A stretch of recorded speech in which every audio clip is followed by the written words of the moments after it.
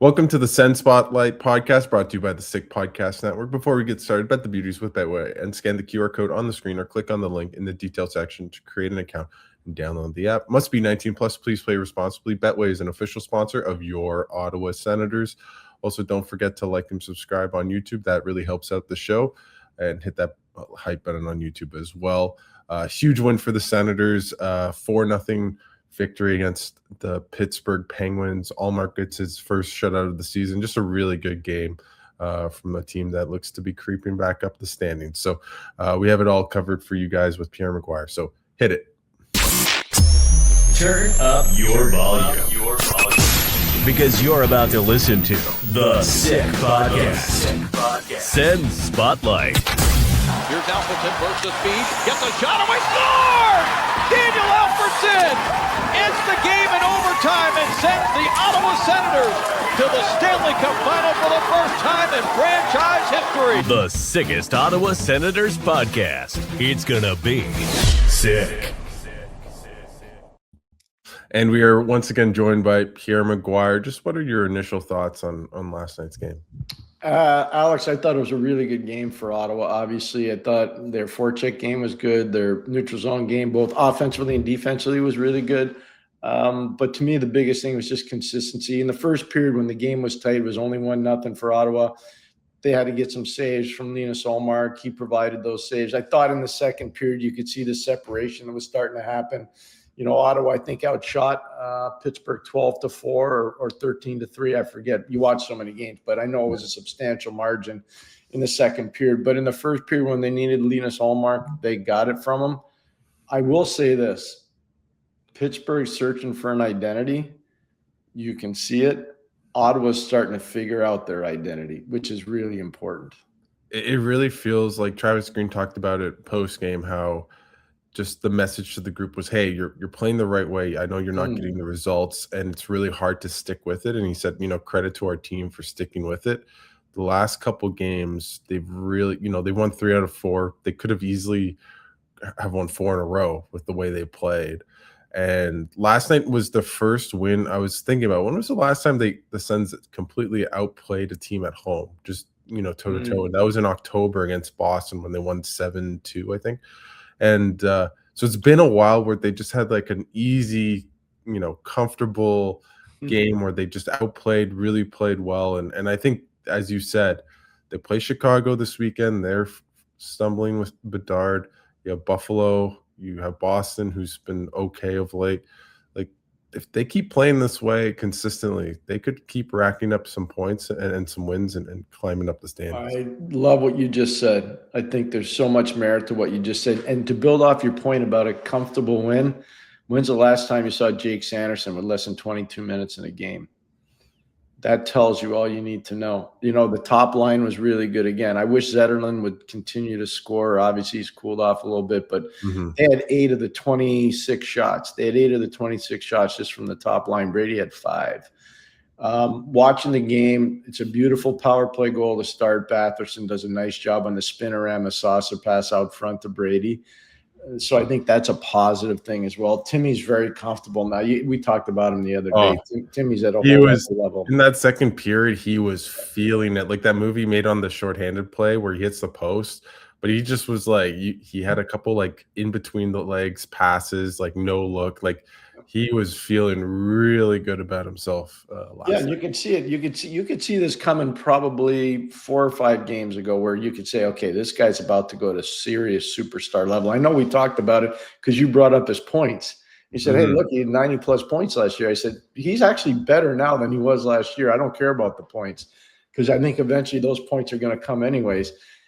I think I used this on Pittsburgh pregame. The big debate in Pittsburgh was, why are they playing Sheloffs instead of playing Skinner? And I said, well, they're looking at it. And one of the things about Ottawa is they don't score a lot 5-on-5. They just don't. That's just their MO. They play more of a defensive-minded type game. And I'm sure the coaches in Pittsburgh are aware of that because they're watching the tape. So they're like, okay, we'll put Sheloffs in for this. And then when we go to Montreal on Saturday, and it's a back-to-back for them, Saturday, Sunday, we get Skinner in there, and if he plays well on Saturday, we'll probably play him again on Sunday in Pittsburgh. but I thought Ottawa played a much better game than Pittsburgh last night. And let's just take the first period out because I thought Pittsburgh was pretty good the first 20 minutes. But you had your goalie playing well and Linus, and then you go forward from there. But I'm with you. I think you're starting to see this thing start to amp up the proper way because they're getting their identity in Ottawa. They're starting to figure out how they have to play. You know, I was thinking about this today, and not to be a Debbie Downer or anything like that, but this team, like every time they're in a good kind of, they're going to play well, they get a big consequential player back, and then it takes some time to adjust. And like, I think Thomas Chabot will be back this weekend at some point. I think Pinto will be back probably sometime after Christmas. I just hope those, they obviously make the team better like Brady Tkachuk did, but you don't want to have that kind of couple games to get acclimatized. That's my only one worry. It's like what you were talking about Brady a month ago, right? It's like, okay, like they're playing well, but could they sag with him coming back? But I do think the way they're playing like a playoff team, right? It's tight-nosed. They're not giving up a lot of good looks. Their PK's looking better. They're getting saves now. They at 5-on-5, they might not score a ton, but they'll dominate the play most nights, right? So they're looking like really good. They just need to turn that into results, and they have a stretch right now that they have to. But good first step on the at home to start this, couple games I don't look at a lot of numbers. I just don't. I think it's over the course of 82 games, the numbers are going to sort themselves out because all these guys are professional players. But there are some that matter, like face-off play last night, 55% in favor of Ottawa, 45 for Pittsburgh. That's a major swing in the game. And then the other one is giveaways. Ottawa only had 10 giveaways in the game. Pittsburgh had 22 giveaways to 10. And it became apparent to me in the second period that Ottawa was forcing these giveaways because of their puck pursuit and their discipline in the neutral zone and off the rush in particular. When they weren't getting chances, they were chipping deep, and then they were putting pressure, and it was leading to turnovers. That's important. That's like, to your point, that's kind of how you have to play. And so they're doing that, and they're figuring out their identity. You know who this is really good for? It's really good for Ridley Gregg. Mm-hmm. He gets an assist in the game last night. He's playing on the line, instead of Pinto. He's playing there instead of Pinto. But eventually, now you're going to see Stützle, Cousins, Pinto, Gregg. And I think Halliday can move over to the wing. I do. I think he can move over to the wing. And then you're starting to get some depth.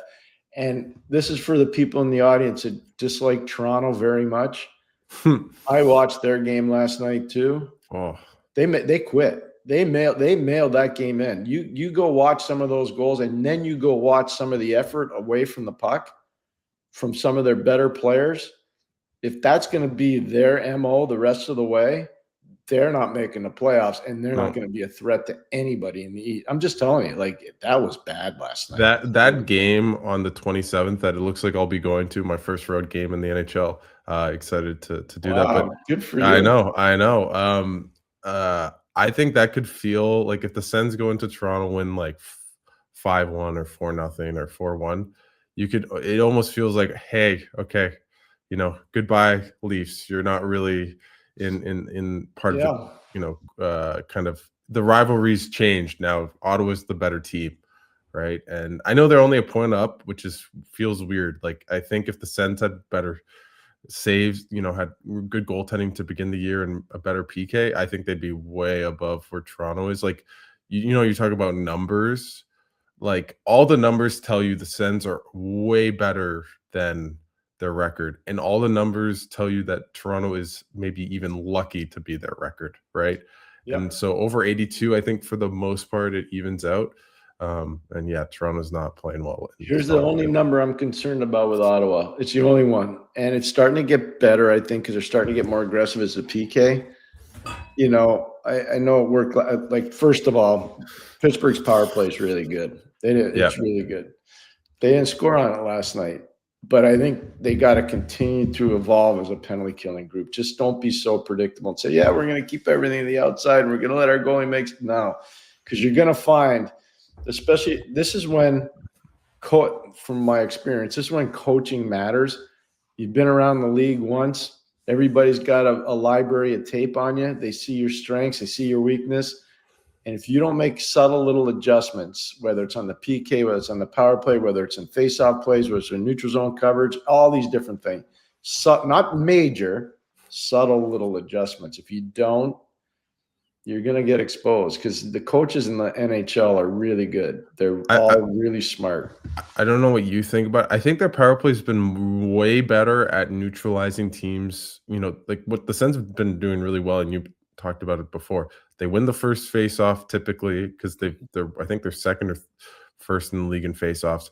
You know, so they kill like the first 20 seconds, and then in transition, they're good at thwarting teams trying to get into the zone. For me, as you mentioned, when their opponents have a bit of time and space, you can see the Senators get into the diamond and be too predictable, too passive. And there was a couple chances on the first PK or power play for Pittsburgh where Raquel had a couple really good looks in the slot, and like it should not be like the whole point of the diamond is to prevent the slot shot, and they kept giving it up because they would be caught in between, lose their man for a second, and the guy would be in the slot wide open rather than being aggressive, forcing a Penguin on the perimeter to make a quick pass, but not kind of a thoughtful pass or like not really like finding all the seams, right? So yeah, it's still a worry, but it is better. That is for sure. Oh, it's better. It's better. And I saw it start to change a little bit when they were starting to become more aggressive. The one simple fix, just for those that are watching at home or listening at home, if you're watching the Sens on the penalty kill, let's just say they're attacking your right side. They're on the left side of the ice for the power play team, Ottawa's right side. Watch the winger who's supposed to have weak side coverage. It's too big a gap in the diamond player and the guy that's on the wall. It's got to come over the middle. It's not a big adjustment. It's just getting it into their mindset that you got to get over there. Like you can't just stand still. You got to come and close on that guy. And I think once it's not like huge rocket science type project where you got to fix a million things. You just got to fix a couple subtle little things. And another part they need to do, and I think they're probably stressing it because that's where Travis was really good as a player. And Daniel was too. Stick positioning in their defensive zone coverage needs to be a little bit better. Sometimes guys are playing with their stick in the air. Sometimes guys have their stick on the wrong side of where the other team's trying to attack. Again, these are just subtle little things, but it does matter. It matters. And you can tell, especially when you play on the PK with the diamond, your stick and your reads have to be like immaculate. Like you cannot be out of position because you're ceding so much zone and time. Like there's less of a presence and just like a body in the right place at the right time. Like you're basically trying to get everyone to the perimeter, but if they beat you or get into the inside, you're kind of screwed if your stick's in the wrong place, right? And there was a couple of goals, right, on that road trip where I think Hartman had the backdoor tap in, and I think Voronkov. He did. Right. And it was mostly just because of stick position and not having being in the right place. And, some of that is the structure. Some of that is at the same time just a player making a mistake. But that's the thing I don't like about the PK is that I feel like it's really incumbent on players to be perfect. And I don't like that because there's always going to be mistakes. I want it almost to be like, okay, let's be as safe as possible and make sure that, we're not beat by ourselves. Right. And but the good news is the power play has been really good. Well, the back up to fifth in the league. Yeah. It's hard not to have a good power play with that artillery. And whether it's Jake, whether it's Timmy, whether it's Drake, whether it's Brady, Dylan Cousins obviously scored some huge power play goals. The one that stands out to me is in Minnesota when he gets in the high slot and he grips it and rips it. But that play last night by Drake, getting the relay from Timmy down low and then spinning. The beautiful part of the play is a wherewithal to know there's going to be a stick in the lane, and just a subtle little elevation of the puck on his backhand allows Brady to get that unmolested in front of the net and score. Drake doesn't. You should get 2 points for that assist. Oh, so good. That's just a spectacular play, and it's an awareness play. It's a hockey sense play. People say, "What's hockey sense offensively?" There's a good example. He has a really good knack for just finding the guys that like he has all the like you think about like golfers and their short game's great and they can like kind of wedge out of everything. Drake Batherson has like a million great saucer passes and really good plays, but he's also really aware and knows kind of where guys are at. And I think on that power play when he's with Timmy and Brady, he's a really good complementary player to find those guys in the right spots, and Dylan Cousins as well. So and Brady, what do you think of him just kind of heating up a little bit the past couple I'm games? not surprised. We talked about it. I think it was a Minnesota game where I said he's taken this, even though they lost the game, you could see that was the turning point. He was physical. He was tough to play against. He was driving people nuts. He was making his uniform dirty. They go into Winnipeg. They win the game. He gets the overtime winning goal on a great feed from Timmy, but it all started with Jake deep in his own zone in a 3-on-3. So that made a big difference. You could see from that Minnesota game, Brady was getting back to being Brady. Brady's not a toe drag guy. Brady's not a slickster. Brady's not a guy who's going to sit there and score from the 25, 30 feet. That's just not his thing. He's going to score from within 2 to probably 12 feet. That's going to be his thing, and it always will be his thing, and he'll be really good at it. But that's really important. He's fine, and he's part of what's going on here. Every guy's starting to figure out what they need to do to make the coach happy and to play within the confines of the system. You could see it coming. You really can. You can see it coming. And you can just see him and Stützle really getting that partnership like fine-tuned. Yeah. And that line with Zetterlund, they had a 93% expected goal rates, and like 55 is like a really good. That's good. Yeah. And it's one game. Like it fluctuates. Don't read too much into the Penguins right now. Just no. And I think that is another thing that maybe we don't want to be too down on a 4-0 dominant win. No. But the Penguins were not good last night. Like some of that was not Ottawa playing great as much as it was Pittsburgh playing down. But that's the thing, you have to beat your opponents, right? And every game you play. Every game you play. Like I can tell you right now, Montreal played Chicago. Chicago's coming into Montreal. The first period, Chicago played a good period. They did. They're a little bit like Pittsburgh. Played a good period. But then after that, no. And Spencer Knight was a superstar in that game last night for Chicago. I'm just telling you, he was a superstar. And if it hadn't been for him, that thing had a chance to be ugly in a hurry. Really ugly. So you got Chicago coming in. You put the boots to them, and the way you do it is you get a good start, and you don't go in the penalty box because their power play can be dangerous, especially with Nazar. Nazar's power play presence is really very strong.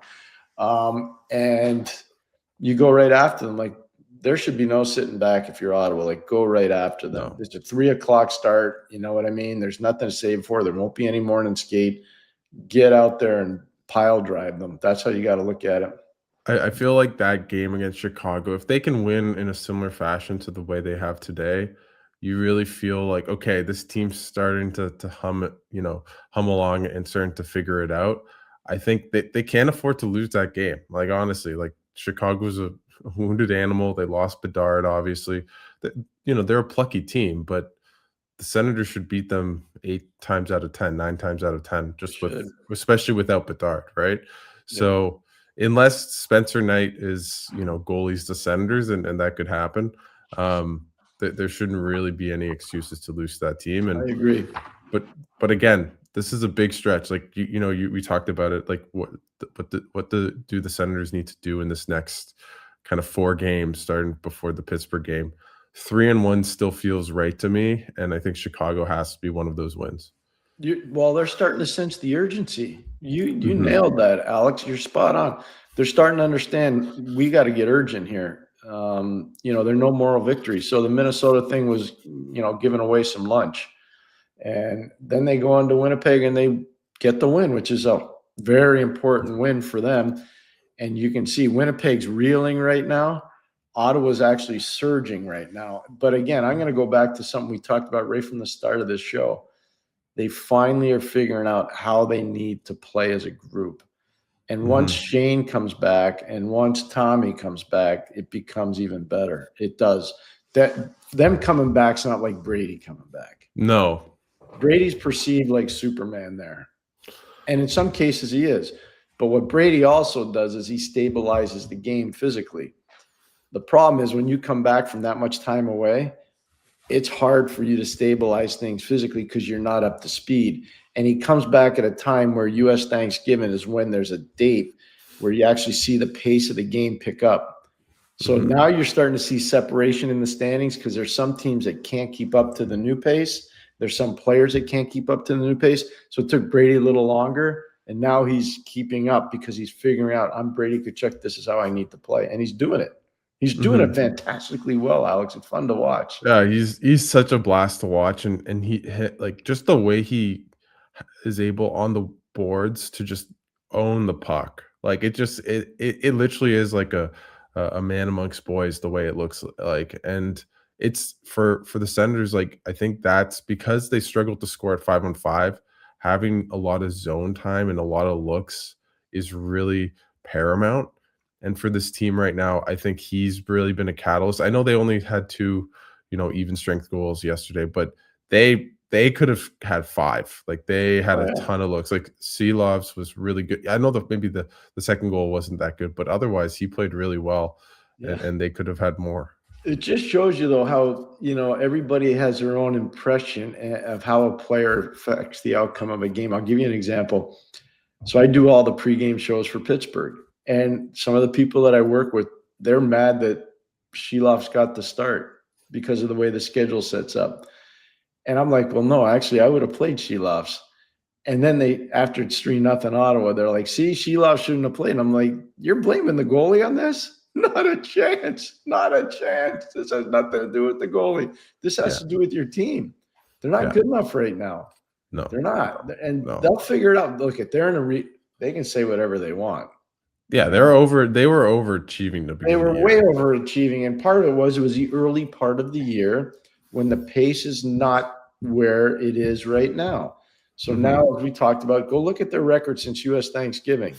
They're way below 500. It ain't even close. I said, they're 0-3-4 in their last 7 games, and they're going into Montreal to play tomorrow, and then they play against Montreal on Sunday. And I'm going to say that they're the underdog in both of those games. Now, it doesn't mean they can't win them, but they're clearly the underdog in both of those games. So let's just say they lose both of those. 0-5-4 in your last 9. You're not making the playoffs. You're not getting it done. No. And I just feel for Sid just because he's still he was their best player last night and just still unbelievable. But yeah, if he was in Colorado or somewhere else, I'm not even going to say the other one that people bandy about just because I don't want him to go to Montreal. But he's still so good. But the other injuries affecting a team, though. Think about where this team was when Geno Malkin was playing for him. Yeah, I was talking about that today or last night. You're spot on, because when he was playing and they had the line with Brazeau and Malkin and Mantha, they were shredding teams. Like that line, it wasn't so much Sid, it was that line was shredding teams. Sid was getting points in the power play, but that line 5-on-5 was mutilating people, and they miss him. They miss Geno a ton.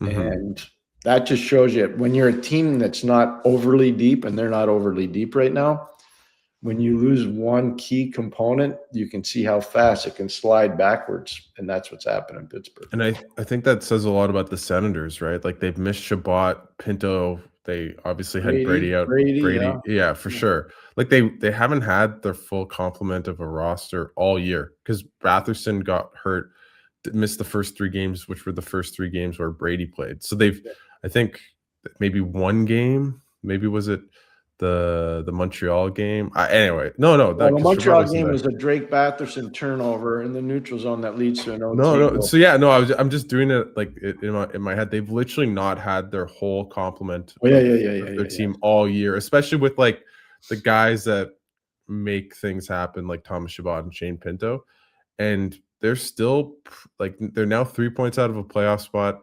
They have a lot of games in hand on a lot of teams. Like if they win out, they could basically be in a playoff spot. And the schedule, as we said, is right there. But you can see the depth of this team really shining. Like Ridley Gregg playing well. I know Clevin and Spence have struggled, but Spence, has I thought Spence was good last night. He was good last night, right? David Perron gets his 800th point, which is I don't even know if he incredible. knows how that went in. No, I don't think so. I don't think. I'm sure he's talking about how it went in. It was funny. Post game, Travis was like, "Yeah, David loves to talk. He talks a lot." And I thought that was Perron, awesome guy to be around, but he I definitely think the world of consumes him. a world. Yeah, He's a a real, room. like, I don't know if you know, he goes back to the Magog area in the summer times, which is in the southeastern part of Quebec and southwestern part, excuse me, of Quebec. And my brother-in-law and my sister-in-law live there. So I see him when I go up there in the summer, and he's just such like, you would never know him. He doesn't tell, I'm David Perron, Stanley Cup. He doesn't. Oh He's just a no, really nice, humble, polite, like, perfect person, actually, like, to be around. yeah. He loves being a father. He loves being a family guy. He's a great teammate. Great team. He is so popular with his teammates in St. Louis. Oh Just so people understand, like, he's a really yeah. good person. Really good. He like if I wish I could almost like take a video of him in the room, but he's the kind of guy that's like, hey, oh, like he's like going to everyone and starting a conversation he's not too like he'll talk to anyone about anything, right? I remember just a quick story. Ian Mendez, the Sens PR guy, this summer when obviously the rink's gone and everything, they put up a pickleball court in the middle of the. So Ian Mendez, very good pickleballer. I'm a little bit better than him, but don't tell him that. And we played pickleball in the middle of the rink, which was pretty cool. And then when I get out there, it's David Perron and his kids playing like roller hockey, and he's just like rollerblading around. And he's like, Ian, why are the reporters here? Like, kind of like, get him out, like just kind of as a joke, right? Yeah. But it was just cool to see him around his kids and just having fun. And like it was like June 15th or something. Like he loves it, right? And yeah, beloved guy. Yeah. I agree.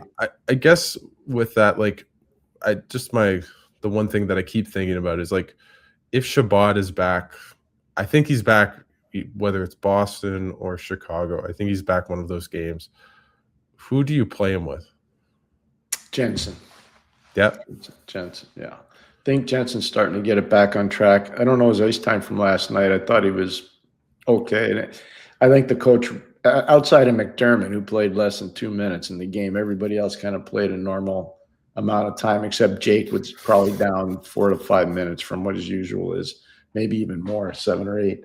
But I think Jensen and Shabbat go back together, and then Montempalo is probably the odd man out, And I'll tell you what, like I like Tyler Clevin a lot. I spent a lot of time talking with him when he was at Dakota and I was working in Ottawa. He just got to get more consistent. He can't be up one game and down the next. And we talk about the roles and the guys.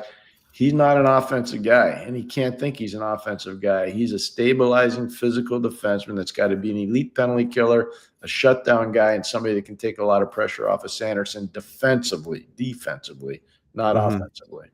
I was just thinking about, like, you could argue that he's been their worst defenseman this year of late. You could. Of late.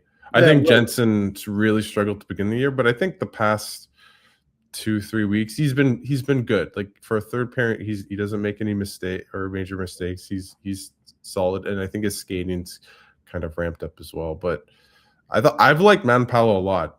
I don't really like him when he has the puck, although he does jump into the rush and just like uses his speed to kind of create space. But I think Manpalo's been their third best defenseman for a lot of stretches. I'm not saying he's been unbelievable and need to fight for him to be on the team or in the lineup with Shabbat back. But I kind of don't know if I'd want him out of the lineup with Shabbat coming back. One thing I would say is, Alex, if I were Ottawa, and I would go look at the tape from the Montreal-Ottawa game. Brady, plays really well in that game. So does Tyler Clevin. Yep. So does Tyler Clevin. That was at the end of that long road trip. I think it was game 7 of that. It was the last trip. one, yeah. The last one. Clevin was really good in that game. That might have been his best game of the year from where I sit. I'm not in the rink watching, but I'm watching all the games. And I thought he played really, really well. So if I were Ottawa, I'd kind of take a 2.5 minute, 3 minute clip and just this is what you need to be. because that night, that's what he needed to be, and that's how he needs to play. What do you think, like, just with that, like, he was so good in the playoffs, like, he played really, really well. What do you make of, like, maybe a player that, like, if it's Columbus on a Wednesday in January, they're not really gonna be, like, as locked in?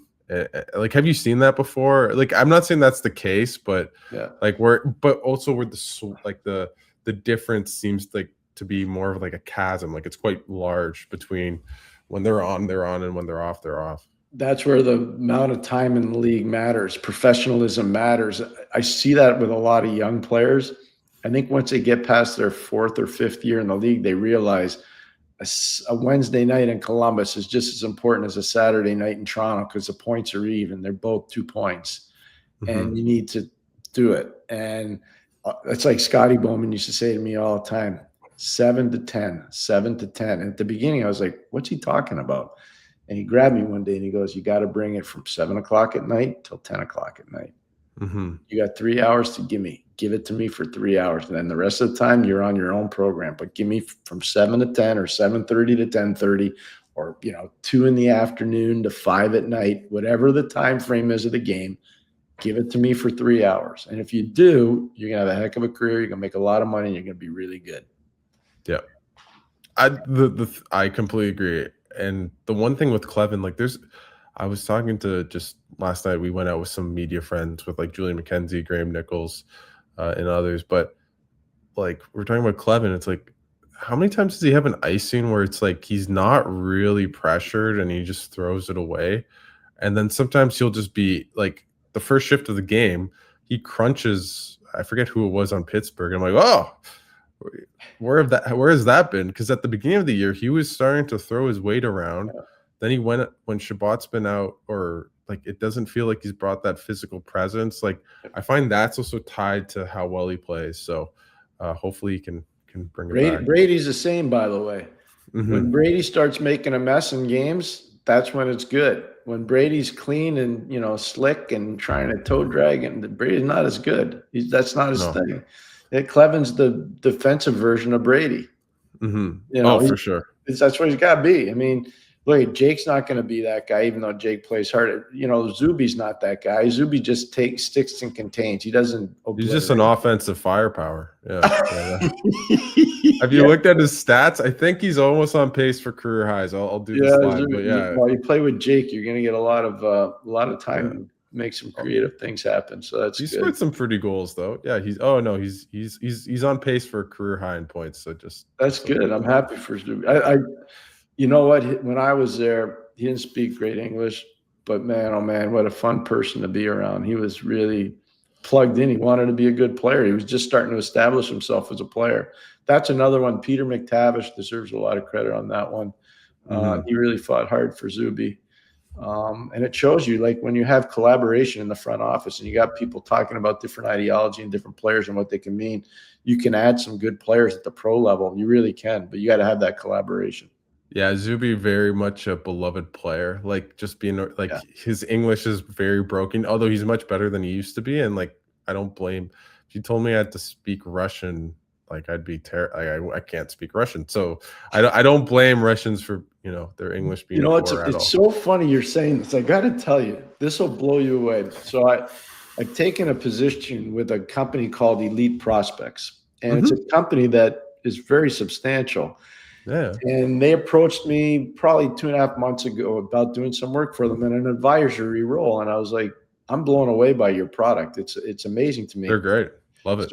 So we had a end of the year review yesterday of the entire business on the hockey side. And at the end of the call, I said to myself, this is amazing. My wife's like, what are you talking about? I said, I just did a call with about 40 people. They're all Swedish. Every one of them. And nobody spoke Swedish on the call. The entire call was in English. And I said to my wife, I can't even imagine if they asked me to do that in Swedish. I have no clue. I'd have no idea of how to do it. Could I do it in French? 100%. Yeah, because I grew up with that. But in English, no chance. And their English was impeccable. Oh, I was like, I'm telling you, Gabe Landeskog right? Like you Oh, listen to yeah. his English, it's like, Oh, are well, you he was did you sounds grow up in like Milton or something? yeah, Like he went to he what's was played for the Kitchener Rangers. Yeah, so there you go. no, but still, yeah. But I'm with you. Like I look at it, I remember when Alfie came over. Okay, I remember Alfie's rookie year like it was yesterday, and Daniel spoke impeccable. Like he was Mhm. perfect. Yeah, Now some of them don't speak as well, but sure. there. I was yesterday. Just to your point about Zuby, I can't even imagine how hard it would be. Like I've spent a lot of time in his country in Russia. I, Das Badanya is about it. Yeah, It just doesn't work. And yeah. so I have so much respect for those guys that do make that transition coming from their countries, which English is a definite foreign language for them, and they still handle it. It's amazing to me. It And really and is. and I feel bad for him because like when he got in with the Sens, they had Dadonov, they had a Galchenyuk like they had a couple guys that spoke Russian, but Yeah. like there hasn't been any Russian players on the team, I think, No. since Tarasenko 2 years ago, right? So Yeah. you're kind of the lone wolf by yourself. Your English is, not perfect, and you're trying to communicate with people, but yeah, he's very beloved. Like just being in the room with him, like all the guys like him, and he's a funny guy. Interviewed him a couple times. He tries too. Like that's what I always really, I don't know, just like he's speaking in a language that he's doesn't really speak, and he's trying to answer the question as best as and honest. Like there's just something very genuine and charming, and I think that's why the fans do the zoom, right? Is because they can kind of tell how much of a not infectious personality, but just like very warm, Yeah. gregarious kind of guy at his core. If you ever listen to Evgeny Malkin speak English, now he's been in North America for a very long time, since 2006. What's amazing is he learned how to speak English sitting on the couch in Sergei Gonchar's house from Mhm. Sergei Gonchar's high school age daughter, who was making him watch TV shows. And she would help him do the translation from English to Russian and then from Russian back to English. That's how he learned how to speak That's English. crazy. It's an What amazing story. It what really what is. what's that amazing story with Crosby and Malkin where it's the last guy to go on the ice, right? Because and Malkin says like when in Malkin's rookie year, like before the game at home, Crosby always likes to be the last guy, and Malkin goes up to him and he's like, "No, I'm like, you're the rookie." Like Crosby says that to Malkin, and Malkin says, "2-year Super League," right? And they kind of go in at like simultaneously. I don't really understand the ritual, but anyways, 2-year Super League. I That's always good. think of that with Malkin and Rush. Just before I let you go, just David Bell, was fired in Belleville, and I know you knew him a little bit. Just maybe talk about that and just maybe some thoughts you have. Didn't like it. Don't like the way it was done. Don't like the time of the year that it was done. I'm a big fan of Mr. Andlauer. I've had amazing conversations with him over the course of my career. Respect him very much as an owner. I knew Steve when he was a player. I like to think Steve was always treated with respect on our shows whenever we did a TSN or an NBC show. And he was a player that was playing more as a depth player than a star player. He was always treated with respect by our groups. And I didn't like the time of the firing. Maybe I'm very bullish on protecting coaches because I was one of them. And David Bell's an outstanding hockey coach. That's not an outstanding roster in Belleville. Sorry, No, it's not. And the way it was done at the time it was done of the year, you mean to tell me they couldn't have waited until after January 1st? I don't buy that at all. And bringing in a new coach at this time is not going to make a difference for that group. I'm no, sorry, it's not. So no. I'm all sugar and spice. I love the Senators. I loved working for the Senators. My biggest regret is we didn't get to stay there longer the second time just because of what happened with Mr. Melnick passing away. But I'll always cheer for them. And I know everybody makes mistakes. I think they made a mistake in this one. I Is really it do. is it is it the way he was fired? Is it that he was fired? Like, what is the I think it mistake was the that way it was done. It was done very early in the morning in Belleville. Mhm. Um, but people don't know about David. He's probably the first person in the facility every single day. So he's actually working out when they were sitting down the hall waiting for him. So that's just how he lives his life. He's a very determined and dedicated employee and an excellent coach. And so I didn't like that part of it. And I don't like it when coaches get fired around this time of the year. You know, we've got a trade freeze coming up for the players. It's actually going into action on Friday.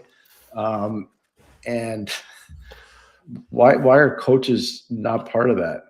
Yeah. At all levels. I get it. I mean, I'll push back a little bit. Not on the firing. For me, you look at their roster. They are not a good team. Like, their record is emblematic of their roster. So to me, it's like, why are you firing the coach? You have Tkachuk, who's been up and down, but he hasn't been terrible. It's not like he's fluttering and injured, by the way. No, sure, but I just meant like as a whole on the season. It's not like I don't feel like, oh, the Senators let you know what's happening with Tkachuk, what's happening with the coach. Like, that's not something. Their team's not very good. Their record is what they are, who we thought that they were, right? Yeah. And so why are you firing the coach? The one thing I do understand is, okay, like if I went into, I would never run stick media, but let's say I'm just using it as an example. I all of a sudden I'm the CEO of a company, right? And there's all these people that I don't know who are making big decisions. I want to bring in my people, and that's what they've done with Andrew Campbell, who worked with the Anlauers and Hamilton and stuff like that. But I just, if David Bell's not your guy, like, let him go in the summer. Like, why they're are you? They're not going to do that because he's not going to get probably a job at that time when they wanted to do it, and so they're on the hook for paying somebody for the entire year. So here's what I'll make this prediction, because I don't think they've done a lot of things wrong in Ottawa. I think they've done a lot of things right since the ownership changeover has happened, and I'll always cheer for them. I'll always cheer for the team, especially a lot of the players that are there. I like them a lot. I think the fans are awesome. I love the city. I think they're going to hire Jay McKee, and he's coaching junior hockey. And you talk about they hire their own. Jay McKee's one of their guys. And I'm not trying to create a tempest in a teapot, but I think long-term, that's probably their vision. The one thing I would say, and I was thinking about this, and I'm not denigrating management. I think, you worked for the Melnicks. You don't need to rehash that, but I don't think they were good for, the end was a bad place for the Senators, and they needed a new ownership. And Anlauer's, invest in the team. Like, the team's up against the salary cap at the past couple of years. He's done a lot behind the scenes. I can tell you that, being around the team. Well, I agree with everything. But when you say best in class, and all you do is bring in the same people that work for you in Brantford, that, to me, that's not best in class. That's hiring the people that and that's a decision. That's I'm not saying they're hired. Like, if Jay McKee became the coach, or Andrew Campbell all of a sudden becomes an unreal interim coach, great. I'm not saying that these decisions are bad on its face. I just find it funny to say it's best in class and you're hiring everyone that I have too much respect for the people that are there, but I'm just telling you, in this instance, this wasn't done the way I was expecting they would do it. I thought at some point they would make a change in the American League. I didn't think it'd be at Christmas time during a season when the coach doesn't have a very strong roster. Yeah. And so I think you can learn from positive things and negative things. And this is one that I think they're going to learn. It's a negative perception around hockey. I can tell you that right now. It's a very negative perception about the decision-making on that instance around hockey. But I think you can learn from that as an ownership group, as a management team. And so I'm going to prefer to look at it as a glass half full rather than half empty. But I will say this, I feel terrible for David Bell, but I'm excited on the other side for David Bell, because I know that he will have a very soft landing spot. And so I'm happy for him. For sure. And I was talking to Stephen Halliday, after it happened on Wednesday, and he was pretty distraught. And he was saying, I wouldn't be in the NHL if it wasn't for, David Bell. And sometimes they say that and you're like, it feels like you could tell he meant it. And he said he was going to call him after practice, and he just was you could just see it on his face. And I know Nicholas Manpalo, Tyler Clevin, like there's a lot of guys that felt David Bell really helped their careers, and those guys have become for the most part established NHLers outside of maybe Halliday, but even then he looks to be something, and he wasn't clearly going to be an NHL player when he got to Belleville at all, right? So I think David Bell deserves a lot of credit, and I don't. The firing doesn't sit right with me. That's me too. We're on the same page. I believe in workers. I think you got to work in this business. Like you got to find a way to separate yourself from the rest of the crew. And the one thing about David, he's a worker. Like I talk about his work. The only reason I know about his workout habits is because I used to see him. I used to be there with him.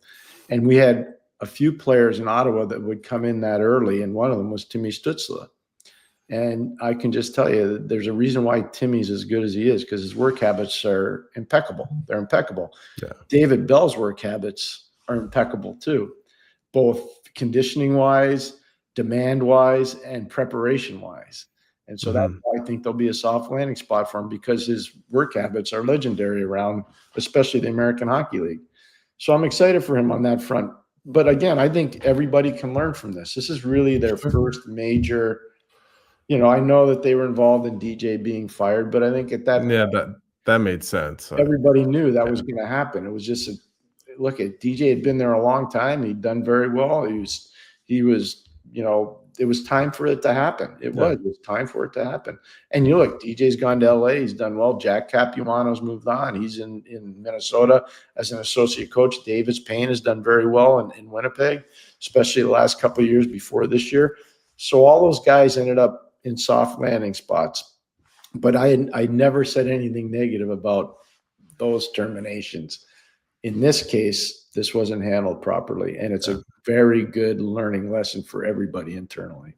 I think it's going to be really interesting to see, just before we wrap it up, to see how the next 2 or 3 years go for this regime. Not just Andlauer. Like Andlauer has, I think the biggest thing that he'll be kind of tested on, or kind of what will really define his legacy, is that downtown arena. And I think there's going to be a lot of interesting hurdles that come up there. But can I just say one thing to back you up on that? I don't think people realize what goes into trying to build in LeBreton Flats. It's far more complicated. There's that land is polluted. And I don't know if people realize that's where it was a tannery, and all those chemicals went into the soil there, and it's for years and years and years. It's decades. And so there's a lot of work that has to, this isn't, if they get clearance to build the building, this isn't something that's happening in the next 2 or 3 years. No. And he said that on Coming in Hot. Good.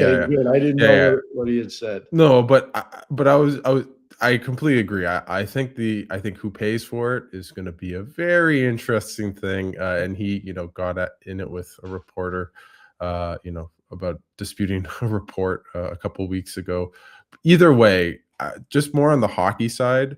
Yep. I think Staios, the Yakimchuk pick was one of the biggest moves that he made right now. I wouldn't call it a miss, but it's leaning towards, hey, you passed on some pretty good players for someone, and you reached and might have swung and missed.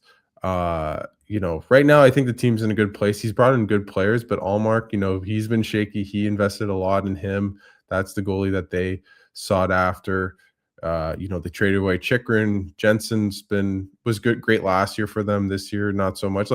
David Prawn, I think, has been good for them. They've done moves. I love the Amadio signing. But we're starting to get a point where it's going to be Zetterlund. Zetterlund's going to be the one that they're going to have to fight on, because there's got to be more consistency from him, especially with whom he's playing with right now. He needs to be way more consistent. It just can't be 2 games I'm on, 5 games I'm off. Can't happen. And even Dylan Cousins, right? Like that Norris trade, we're going to have a lot. I'll be writing that story in 3 days or whatever. You know why that one happened? That was more than just player for player. That was, we're shaking this room up. We're going to show you it's not business as usual. And injuries. That was a scared straight kind of a move, though. That was pretty easy for them to say, look, this guy's been hurt. We're going to move him out. There's getting paid significant amounts of money. but we're going to shock the room. We're going to get these guys awake. And that's what happened. And they made the playoffs. You can't fault anything. And I'm a good friend of Josh's in terms of respect and what I think of him. And I felt obviously we all did after he got hurt, down in Buffalo, especially to start the year. But man, oh man, I got to tell you, like that deal worked. It did. It worked. It was a good deal. Sure. It might not work anyways. I'm just saying, like, we're starting the thing. What I'm really trying to say is Pierre Dorion, was fired 2 years ago. There's 2-3 years where, okay, it's not really Steve Staios' team. He's inheriting it, and he's trying to kind of mold it a little bit. We're getting to the stage where from Belleville to drafts to free agency to just the team itself will become much more an Andlauer Staios team. 100%. And the success or the failure is there's going to be more praise or more criticism for that group as we go. Like the honeymoon phase is ending, and it's just going to be interesting to see how the fans and how like the perception is of the group. But anyways, Pierre, this was very long-winded. This was great, but wait a second. What's your prediction on the building? When's it going to be built? When can you expect the new building? I was in the media talking to, like, in the press box, talking to Graham Nichols and Julie McKenzie, and I said over under 5 years. I'd take the over. I think if I had to guess, it's like 6 to 7 years away. That's just my educated guess, because I don't think they're getting an agreement to like put shovels in the ground for a little while. I think once shovels get in the ground, you're probably 2, maybe 3 years away. So, but yeah, I don't feel we're close to being like, oh, Sens have, all that we've gone through all the T's and Q's and we have everything, and we're just going to now have shovels in the ground in a year. I don't think we're close to that. I don't think we'll have a building in Ottawa till after 2030. So, yep, that sounds right to me. That's just my own. I have no inside intel, but I know enough people that have built buildings. I'm involved with a group right now that's trying to build a building in Europe. So I kind of know a little bit about that. And it's going to be very interesting. I just want to be covering this team when and I'm curious what that team looks like. Anyways, a future kind of discussion and talking point. Pierre, thanks so much for taking the time and doing this. We really appreciate it. And what a win. What a pod. We got into. Just keep building off of what you did yesterday with Pittsburgh. Take advantage of Chicago right away. Get after it right away. Don't sit back. Put them early. There you go. Well, thanks everyone for watching, and we'll see you after Chicago on Sunday. And that's a wrap. Hope you don't miss us too much until next time. Follow the Sick Podcast Sens Spotlight on YouTube, Instagram, Facebook, Google Play, and Apple Podcasts.